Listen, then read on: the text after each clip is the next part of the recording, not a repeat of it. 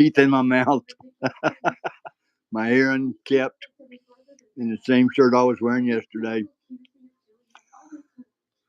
I haven't been frantic this time. I've been relatively calm. I've been upset, but that's all right. Um, I feel like the only way to continue to fight this evil is to keep fighting. I 2 or 3 days ago I decided I was going to quit. And I was the heck with it, and I'm not going to work on this anymore. But I can't do that. I uh, I feel like there's a need to to just continue. Sometimes we just got to keep marching, no matter what. My I recorded a whole bunch of really good footage um, at the Mardi Gras and what have you on my lift chair, and these idiots erased that, but they didn't erase my security footage, so that's a good thing. But I sure was looking forward to seeing that footage of that camera and stuff, 14 feet up in the air at the parade. So, but yeah, it's all right. There's next year. Anyway, I am the crazy one-legged old man in a wheelchair, and I will continue. I it happens the same way every time, and I know better. Since I'm designing things to help me function by myself. I, every time I think I should, somebody says, "Man, I can kind of help you with that." I allow them to help me with it, and it ends up, man, it messes up my whole house and my whole everything gets messed up in the process. They come in smiling and laughing and happy and helping me out, and it's really been good help. A lot of really good help. And then, and then, you know what I'm saying. Um, it goes from them actually being a benefit to me to literally being my worst nightmare every single time. Um, and I mean, some of y'all know what I'm talking about. And if you do, you probably need to hear that you're not the only one it's happening to. These people are just they they come in and try to make themselves um, a benefit to you in order to take advantage of you. And that's not what we need. We need to be a benefit. If we're going to be a benefit, we need to stay a benefit. You know, um, I, I don't need that other mess. That's and it is insanity. I keep doing it over and over and over. I keep thinking this time it's going to be different. That the people that I'm allowing into my world, all right, this time are going to be good for me, and they never are. So I need to remember that.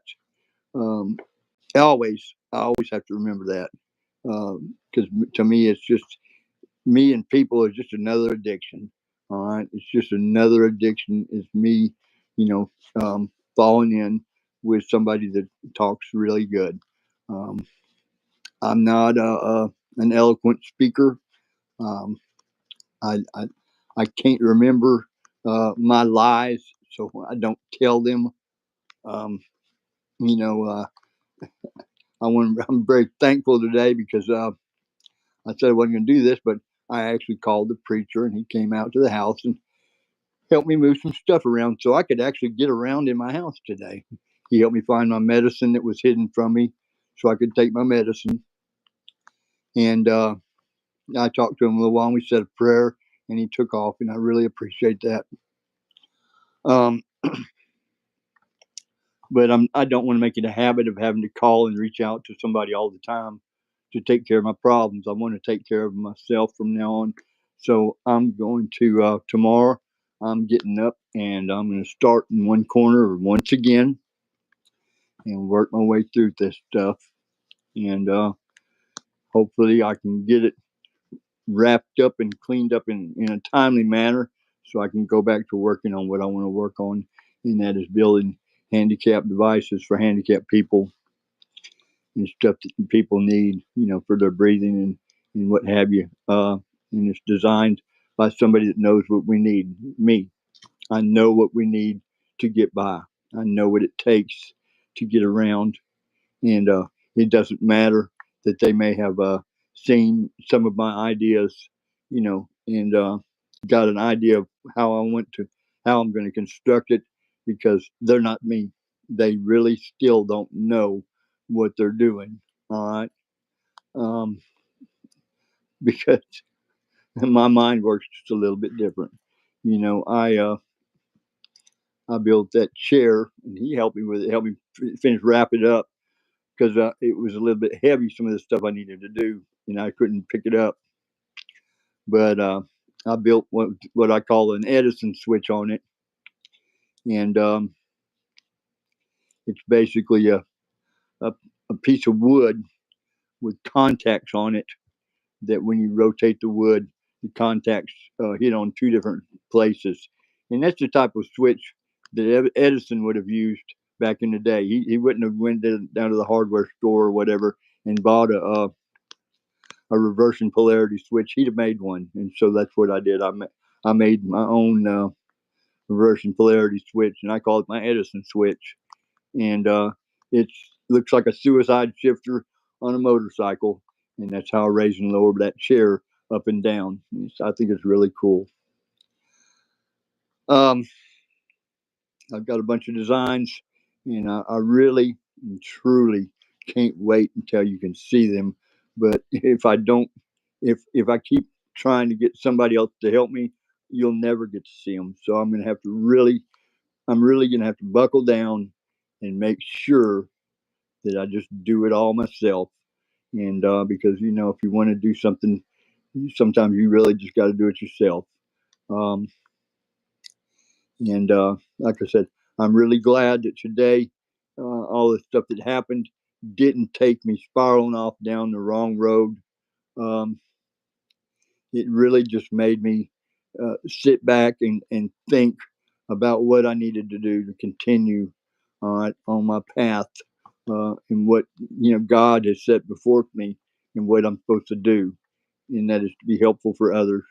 And this AI generated um, uh, identity that they have made of me is not me, and so I don't really need to worry about that too much anymore. It's not me. I mean, people, if y'all are seeing stuff about me and you think that's me, and then that's fine. That's what can I do? Um, if you see me as whatever, that's on you. But if you really want to know who I am, find out who I am. Get to know me. All right, not that artificially engineered stuff.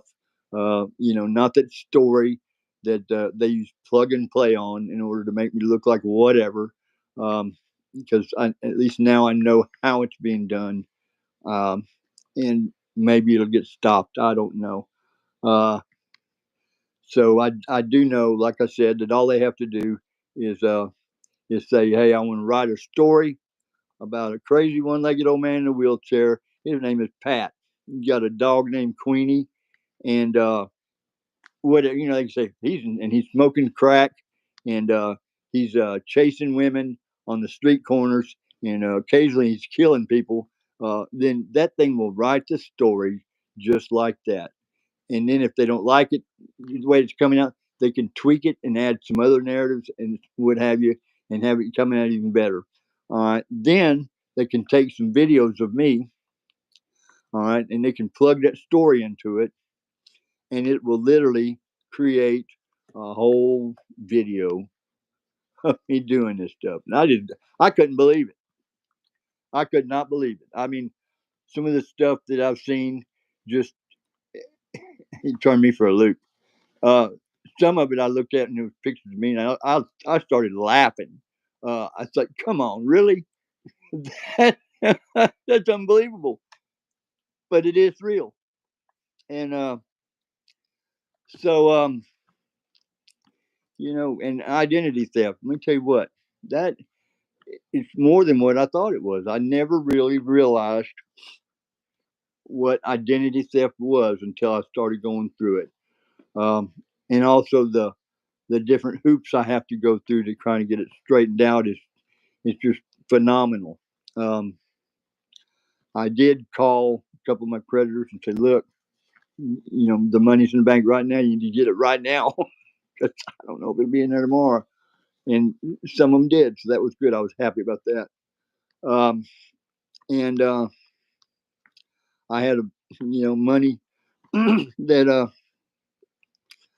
from my mom, from my brothers, and my cousin that was supposed to have been taken care of, and I was supposed to take the checks and all that to the attorney's office, and I went to looking for the checks, and I found the check stubs.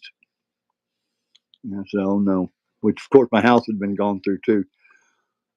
I have literally had stuff piled in my way, in my medicines where everything was hidden from me, or if it wasn't hidden from me, it was piled in my way. And I guess that was to keep me occupied long enough for the checks to be cashed. But when I found the checks gone, the first thing I did Monday was, you know, call call the companies and had the checks stopped. Really gonna put a hurting on me because I needed that, but I can't see hurting my brother and the rest of my family. Because I'm in a hurry. I'm not in that big a hurry. Not in a hurry to hurt. Like I said, I will do no harm. Not anymore. I'm here to leave a smile, and I hope my smiling face will leave one on yours. And from here on out, it ain't nothing but honey and sugar going to come out of these lips. That's it. Um, and so, but I mean, but I'm still the same old guy. I used to used to cuss like a sailor and drink like a fish. Well, I don't drink anymore. Screw you. But today, like I said, it's all about God. It's all about doing the right thing. And man, oh man, oh man, I uh, I hope this video hits a few people in the heartstrings where it's supposed to. Uh, some sooner or later, I'm going to ask for some people to come together and help me out getting this stuff out to people. But until then, I'm not asking for anything. When I get this stuff ready, I am going to ask, and so I hope you kind of keep up with it long enough to hear me get it there, and let's get this stuff out there to people that need it. Let's get this stuff out there to people that can use it, because if it weren't for the things that I've made, um, I wouldn't have been able to get by. You know, even though I was having a hard time, really a hard time, I couldn't get around in my house today, but I wouldn't have been able to get by and get through the day as far as I did, without having them. And I damn sure couldn't have got through to where I'm at now without having the preacher come by and kind of looking out for me a little bit too. And so, whew, kudos to you, brother, and kudos to everybody else out there that's trying their dead level best to get things done and get by, and just keep having a hard time. You know, it just God bless you. We just all need to just sit back sometimes and say a prayer, and just we got to just keep trying. We got to just keep marching, no matter what. You know, set your set your sights on something good and work until you get there. And if it's really good, you'll work until you get there. And that's what I'm going to do. I'm going to work until I get there. So keep an eye on me. All right. And just remember, yeah, do you know or do you know of? All right. And remember, we all have faults and we all have flaws. But if our heart's in the right place, and then we will work around our flaws, and we will correct our faults. Um, and God will be there to help us. So And whatever you do, don't fuck with paranoid people. It's not cool. All right. That's enough cussing for now. I used to always say I'm the crazy old man, crazy one-legged old man in a wheelchair, and you can Google that shit. Sometimes now I'm a little scared to say that, but I'm still going to continue it because sooner or later Google's going to get it all straightened out, and they're going to make me look like the person I really am. I hope. And when I say that, I mean it's a good person, not. So if they say, "Man, you look like a bad person," that's not me. So, oh man, all right. Uh, it's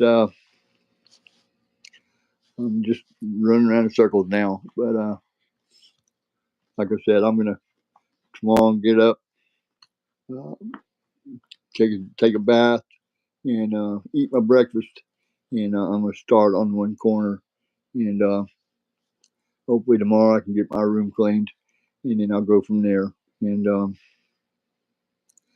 gonna be all right. See ya. Okay, turn it off, Pat. There we go.